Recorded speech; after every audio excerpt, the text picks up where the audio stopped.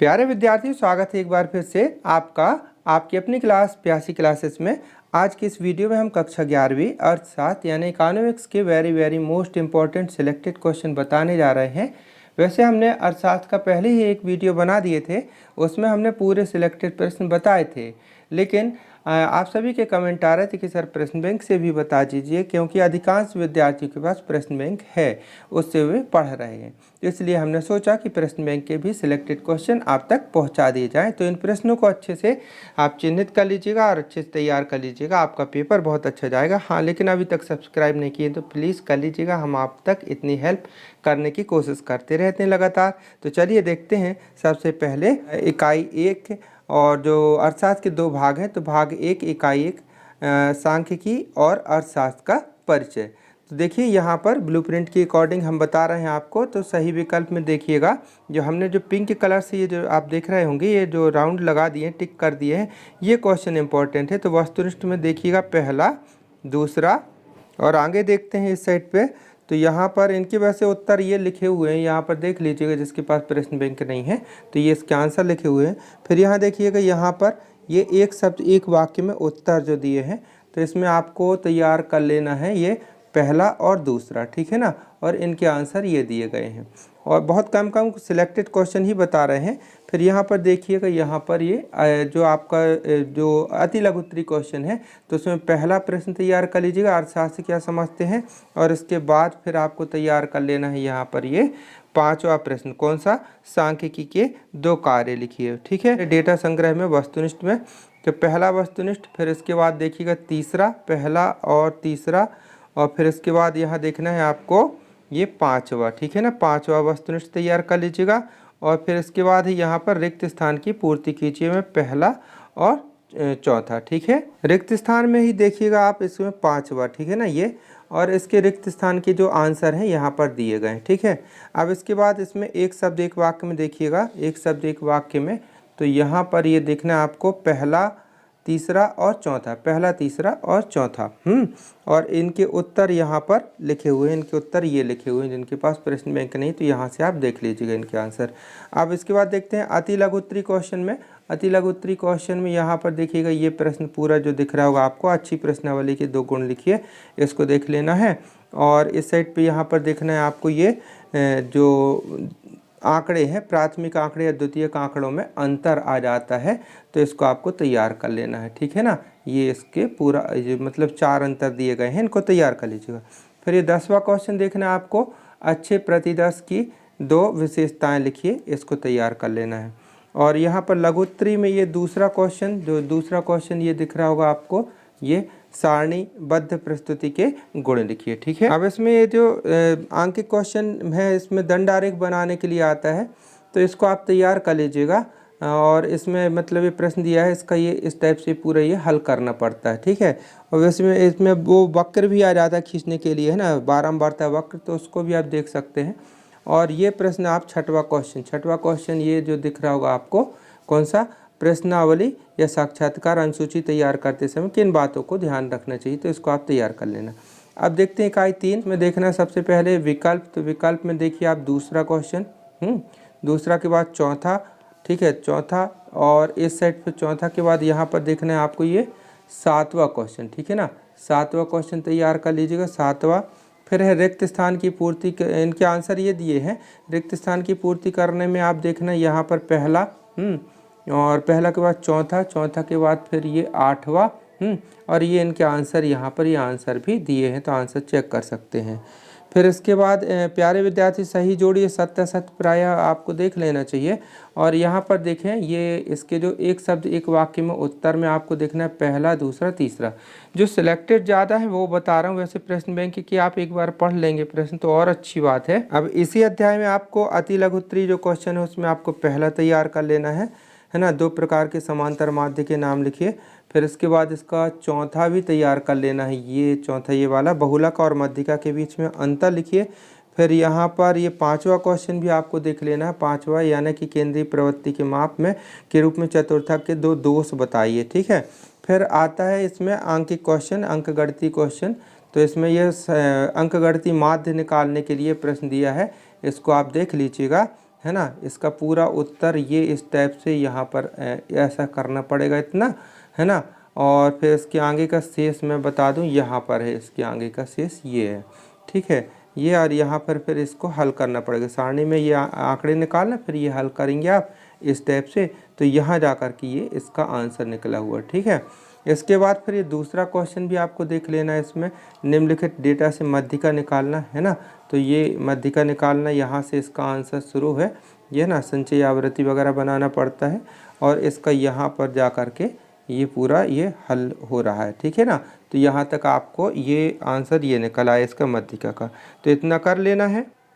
इसके बाद फिर यहाँ पर इसी अध्याय में देखना है आपको, अच्छे औसत की विशेषताएं लिखिए और मध्यिका के 4 गुण लिखिए, है ना। मध्यिका के गुण दोष भी लिख सकते हैं, तो ये इनको तैयार कर लेना है। फिर देखते हैं इकाई 4, तो इकाई 4 यानी कि फैलाव का माप। तो यहाँ पर वस्तुनिष्ठ क्वेश्चन में आपको तैयार कर लेना है। वस्तुनिष्ठ क्वेश्चन में पहला दूसरा, फिर इसके बाद रिक्त स्थान है, तो रिक्त स्थान में आपको देख लेना है। रिक्त स्थान में ये देखिएगा दूसरा और चौथा, ठीक है, दूसरा और चौथा, ठीक है। अब इसमें जो एक शब्द एक वाक्य में उत्तर लिखने में यहाँ पर ये दूसरा लॉरेंज वक्र का सर्वप्रथम प्रयोग किसने किया, है ना। लॉरेंज वक्र क्या है, ऐसा भी अगर हो कहीं तो उसको भी देख लीजिएगा, वो इम्पोर्टेंट है, मेरे को दिखा नहीं इसमें। तीसरा प्रश्न ये भी देख लीजिएगा, उस माप का नाम बताइए जो एक श्रृंखला का फैलाव या बिखराव बताता है। फिर यहाँ पर देखिएगा चौथा तैयार कर लेना है, और ये 8वां भी तैयार कर लेना है, ठीक है ना। इनके उत्तर मैं आपको बता दूं, इनके उत्तर यहाँ पर ये लिखे हुए हैं, इनके उत्तर है ना, तो इसे देख लीजिएगा। अब देखते हैं अति लघु उत्तरी क्वेश्चन में, तो यहाँ पर देखना अति लघु उत्तरी क्वेश्चन में आपको तैयार कर लेना है ये पहला, दूसरा और ये तीसरा, ठीक है। इसके बाद आप 7वां देख लेना इस अध्याय में, 8वां, 7वां, 8वां, और यहाँ पर ये 9वां क्वेश्चन भी देख लेना है ना। 9वां क्वेश्चन ये पूरा ये चतुर्थक के गुण, और यहाँ आपको दिख रहा होगा ये 5वां क्वेश्चन चतुर्थक विचलन गुणांक को समझाइए, इसको भी देख लेना है आपको, ठीक है। और इस यहाँ पर देखना आपको 11वां क्वेश्चन माध्य विचलन के गुण लिखिए, ठीक है। इसके बाद यहाँ पर लॉरेंज वक्र को उदाहरण से समझाइए, ये वाला प्रश्न भी आप देख सकते हैं। अब देखते हैं इकाई 5 सहसंबंध और सूचकांक। तो इसमें पहला ऑब्जेक्टिव टाइप में सहसंबंध गुणांक का मान स्थिर होता है, मतलब कहाँ तक होता है, तो इसको तैयार कर लेना है ना। अब इसके बाद मतलब ये सही विकल्प में है, और यहाँ देखिएगा तीसरा, ठीक है ना। सही विकल्प में कौन सा, ये तीसरा जो दिख रहा होगा आधारवर्ष होता है, इसको देख लेना है। और फिर यहाँ पर ये 5वां देख लेना है, उपभोक्ता मूल्य सूचकांक के उपाय, और छठवां देखना है। और यहाँ पर और भी ऑब्जेक्टिव कुछ इसकी सिलेक्टेड, तो इसमें 7वां, 8वां, ठीक है। अब ऑब्जेक्टिव के उत्तर ये लिखे हुए हैं यहाँ पर, तो यहाँ से आंसर आप देख सकते हैं, ठीक है। फिर इसके बाद ये देखिएगा रिक्त स्थान की पूर्ति कीजिए, तो इसमें आपको पहला, दूसरा और छठवां देख लेना, पहला, दूसरा, छठवां, और यहाँ पर देखना है आपको ये 9वां और 10वां, ठीक है। इसके आंसर ये दिए गए हैं। एक शब्द एक वाक्य में देखें उत्तर, तो एक शब्द एक वाक्य में उत्तर में आपको दूसरा, तीसरा और 9वां इनको देख लेना है, और इनके उत्तर यहाँ पर ये दिए गए हैं।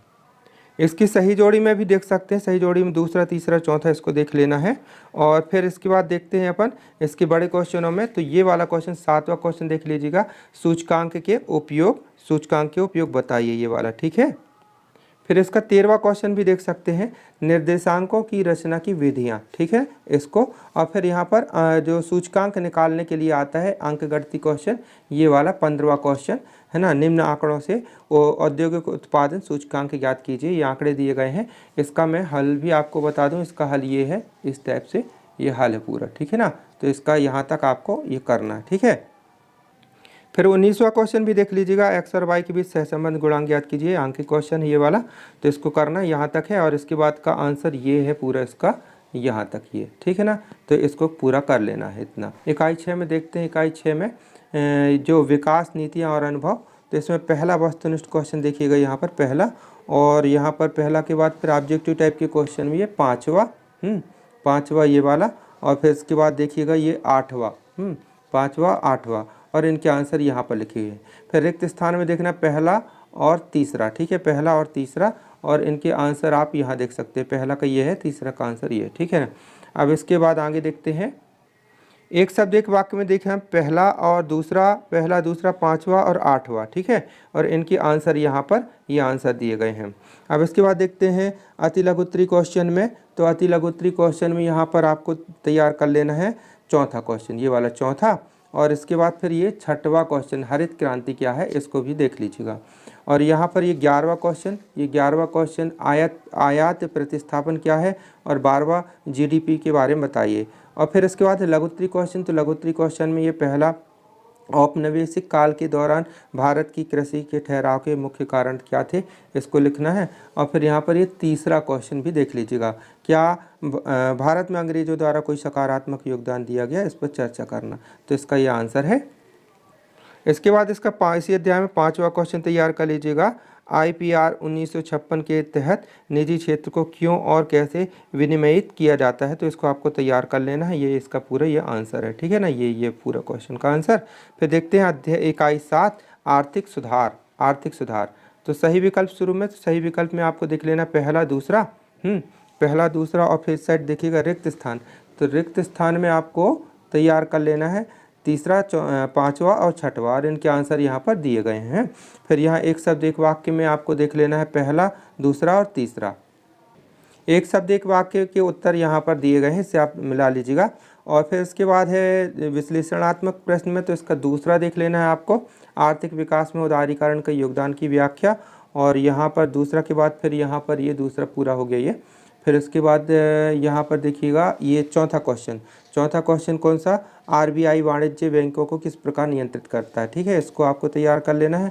और फिर ये पांचवा क्वेश्चन कौन सा, ये पांचवा क्वेश्चन ये है कृषि वाला, है ना। पांचवा कृषि के क्षेत्र इस सुधार के प्रतिकूल रूप में प्रभावित प्रतीत होता है। तो ये पूरा इसको आपको पूरे आंसर दिए गए, इसको कर लीजिएगा। फिर देखते हैं इकाई 8। तो इकाई 8 में देखिएगा भारतीय अर्थव्यवस्था की वर्तमान चुनौतियाँ। इसमें पहला वस्तुनिष्ठ, पहला के बाद फिर वस्तुनिष्ठ के में चौथा, ये वाला चौथा, ये किस पंचवर्षीय वाला। और फिर इसमें देखिएगा पांचवा, है ना, नाबार्ड की स्थापना ये। और इस साइड पे देखना है आपको ये सातवां कौन सा, ये है वर्तमान में खालिस्तान सेक्टर में सबसे बड़ा रोजगार प्रदाता है, इसको तैयार कर लेना है। इसके आंसर यहाँ दिए गए हैं। रिक्त स्थान की पूर्ति करने में आपको दूसरा देख लेना है, दूसरा, और यहाँ पर तीसरा और छठवा। और इसके आंसर यहाँ पर दिए गए हैं। इसी अध्याय में आपको एक शब्द एक वाक्य में पहला दूसरा और छठवा देख लेना है, और इनके आंसर यहाँ पर हैं, ठीक है। फिर अति लघु उत्तरीय में देखते हैं। तो अति लघु उत्तरीय में आपको यहाँ देख लेना है पहला क्वेश्चन है ना, जैविक कृषि के सिद्धांत। और फिर जैविक खेती के लाभ, यानी तीसरा क्वेश्चन, ये वाला तीसरा क्वेश्चन भी आपको तैयार कर लेना है, ठीक है।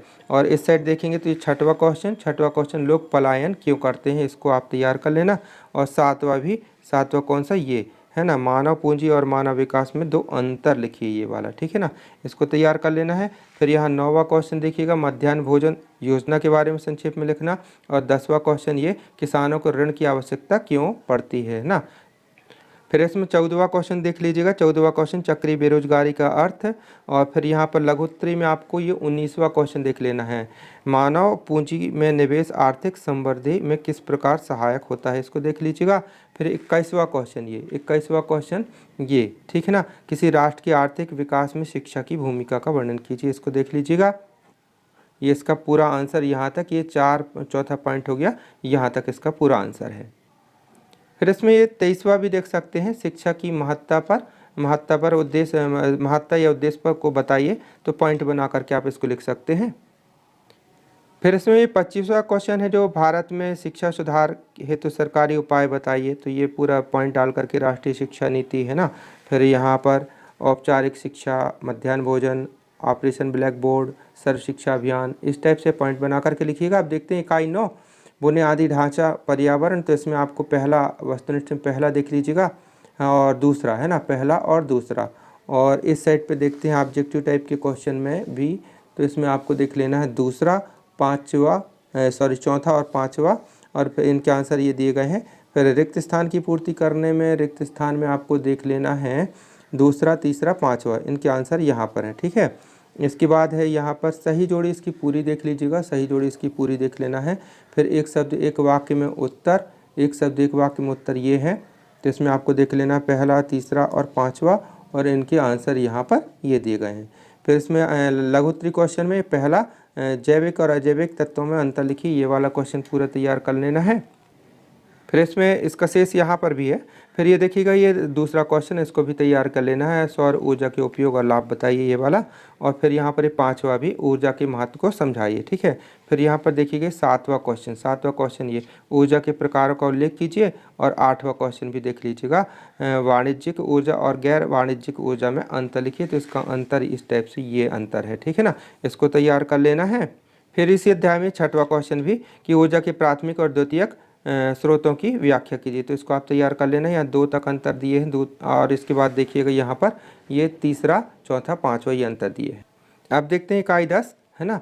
इसमें देखते हैं इकाई 10 में तो पहला वस्तुनिष्ठ और तीसरा, पहला तीसरा और तीसरा के बाद फिर यहाँ पर देखिएगा चौथा, और इसके आंसर यहाँ पर ये दिए गए हैं। फिर रिक्त स्थान की पूर्ति करने में पहला और तीसरा, और इनके आंसर यहाँ पर ये दिए गए हैं। फिर इसके बाद इसकी सही जोड़ी, तो सही जोड़ी में ये पूरी इसकी सही जोड़ी पूरी कर लीजिएगा, पूरी सही जोड़ी कर लेना है। फिर एक शब्द एक वाक्य में उत्तर लिखने में इसका आपको पहला, दूसरा और चौथा, और यहाँ पर इसके आंसर ये दिए गए। फिर इसके बाद लघुत्तरी क्वेश्चन में चलते हैं। तो इसका पहला ही देख लीजिएगा, मानव विकास संकेतक लिखिए, ये पूरा है ना, ये 6 तक दिए गए हैं, यहाँ तक पूरे ये कर लेना है, ठीक है। फिर इसके बाद यहाँ पर देखना है प्रश्न नंबर 2, यहाँ पर द ग्रेट लीप फॉरवर्ड, ये वाला। फिर तीसरा क्वेश्चन ये देख लीजिएगा। तो प्यारे विद्यार्थी, इस प्रकार हमने सिलेक्टेड क्वेश्चन आप लोगों को बता दिए हैं। इन प्रश्नों को अच्छे से पढ़ लीजिएगा। हाँ, एक बात कहना जरूर चाहेंगे कि यदि आपके पेपर अभी तक प्रश्न बैंक से कवर हो रहे थे तो आप इन प्रश्नों को तैयार करेंगे तो बहुत अच्छा पेपर जाएगा। लेकिन यदि प्रश्न बैंक से आपके प्रश्न पत्र में बहुत कम आ रहा हो या ना आ रहे हो तो इसके लिए आपको एक्स्ट्रा पढ़ना होगा। और हमने इसके पहले जो वीडियो बनाए थे जिसमें हमने प्रश्न बताए थे और 1 नंबर वाले प्रश्नों के उत्तर भी बताए थे, उसकी मदद आप विशेष रूप से ले लीजिएगा तो ज़्यादा फायदा होगा।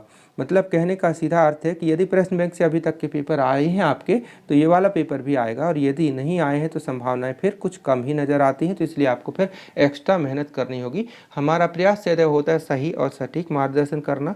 हम अभी तक आपको फेक जानकारी नहीं दिए हैं क्योंकि हमें आपका विश्वास मूल्यवान है। प्यारे विद्यार्थियों, आपका यूं ही प्यार और सहयोग मिलता रहे, बस यही हमारे लिए बहुत मूल्यवान है। मिलते हैं बहुत जल्दी अगले वीडियो में, लेकिन सबसे पहले सब्सक्राइब कर लीजिएगा।